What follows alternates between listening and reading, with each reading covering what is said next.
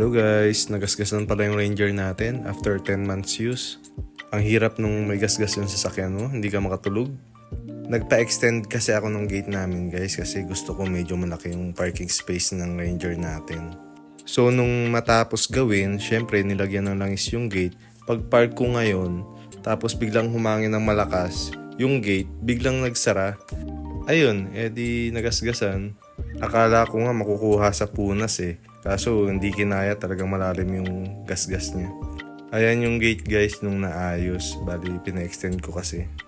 Buti na lang talagang may insurance yung sasakyan natin, kaya bali ini-email ko agad yung ating insurance provider. Tapos nag-submit ako through email ng mga requirements katulad ng copy ng ORCR, copy ng driver's license natin.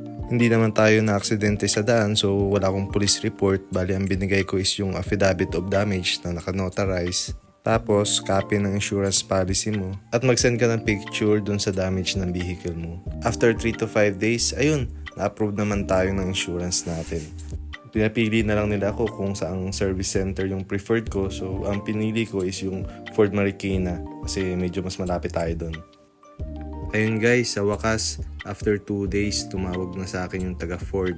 Okay na daw, tapos na daw yung paint job nila, so pwede ko nang kuhanin. Grabe, na-miss ko si Tisoy. So commute na muna tayo papuntang Ford Marikina. Pakita ko rin sa inyo guys yung estimated cost ng repair nila. Ang laki ng total cost ng repair nila, 17,000. Tapos magbabayad ka ng participation fee na 2,000. Kaya napaka-importante talaga na may insurance yung mga sasakyan natin. Kaya sa mga ganitong pangyayari, ma-appreciate mo yung insurance. Kasi masasave ka talaga sa mas malaking gastos. Pero medyo malaki yung participation fee nila na 2,000. Sana 1,000 na lang. Kayo guys, after 5 years ba ng ownership, kinontinue nyo pa rin yung insurance nyo? Dito siya nagasgas guys, sa right side. Ang lalim ng gasgas dyan, ngayon wala na.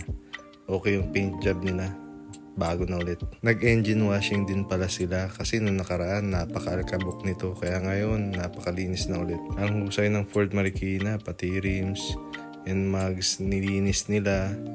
Naglagay din sila ng wax para makintab na ulit. Napakalinis at kintab ni Tisoy. Ganito kalinis at kabango si Tisoy nung kinuha ko siya sa kasa dati. Bihira lang kasi ako maglinis ng sasakyan kaya talagang iniipon ko yung alikabok. Hindi ako yung mapunas palagi. Tapos sa loob guys, nilinis din nila. Binacuum nila, tapos naglagay din sila ng mga waxing din dito sa loob sa mga leather natin. Kaya ang ganda.